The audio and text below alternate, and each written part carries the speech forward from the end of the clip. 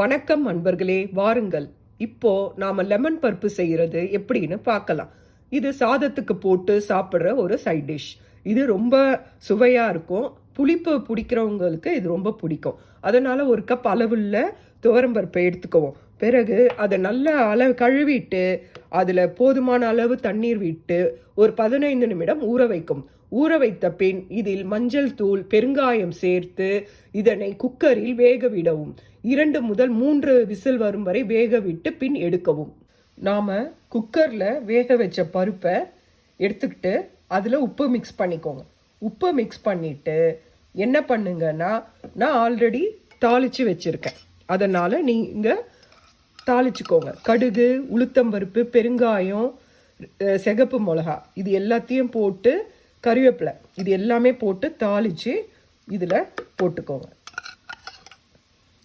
போட்டுட்டு தேவையான அளவு கொத்தமல்லியையும் தூவிக்கோங்க. தூவிட்டு என்ன பண்ணுங்கன்னா, நான் சொன்ன அளவுக்கு நீங்கள் 3லிருந்து 4 எலுமிச்சப்பழம் எடுத்துக்கோங்க.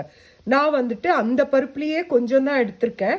அதுக்கு நான் வந்துட்டு என்கிட்ட ஒரு எலுமிச்சப்பழம் தான் இருக்குது. நான் 2 யூஸ் பண்ணுவேன். பட் என்கிட்ட 1 இருக்கனால நான் என்ன பண்ணுறேன்னா, அமெரிக்காவில் லெமன் ஜூஸ்ன்னு சொல்லிட்டு இந்த மாதிரி ஒரு பாட்டில் கிடைக்கும். இந்த இதில் ஸ்வீட் லைம்னும் இருக்கும் தனியாக. அதே மாதிரி இங்கேயும் இந்த மாதிரி லெமன் ஜூஸும் கிடைக்கும். நீங்கள் லெமன் ரைஸ், எங்களுக்கு லெமன் இல்லைன்னா நாங்கள் இதை யூஸ் பண்ணிப்போம். இதை சாலடுக்கெல்லாம் நாங்கள் போடுறதா இருந்தாலும் லெமன் இது யூஸ் பண்ணிப்போம். அதனால் நான் என்ன பண்ணுறேன்னா, இந்த லெமனை நான் ஒரு 2 ஸ்பூன் விடுறேன். இன்னைக்கு நான் இந்த முழு லெமனை யூஸ் பண்ணலை. ஏன்னா இந்த 2 ஸ்பூன் லெமனே இதுக்கு போதுமானது. உங்களுக்கு புளிப்பு பிடிக்கும்னா நீங்கள் நிறைய கூட சேர்த்துக்கலாம்.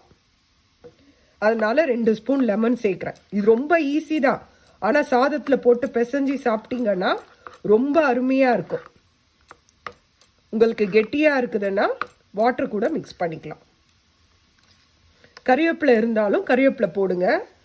என்கிட்ட ட்ரை லீவ்ஸ் தான் இருக்குது.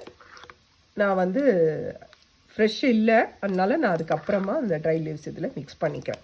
அவ்வளோதான். இதை நீங்கள் அப்படியேவும் சாப்பிட்லாம், நல்லாயிருக்கும். அதே மாதிரி சாதத்துக்கு போட்டு சாப்பிட்டாலும் ரொம்ப அருமையாக இருக்கும். இதுதான். வாருங்கள் நண்பர்களே, சுவைத்து பார்த்து சாப்பிட்டு சொல்லுங்கள். அடுத்த வீடியோவில் பார்க்கலாம். ப்ளீஸ் லைக் போடுங்க, சப்ஸ்கிரைப் பண்ணுங்க. எனக்கு கொஞ்சம் நல்ல ஒரு ஆர்வம் கொடுங்க.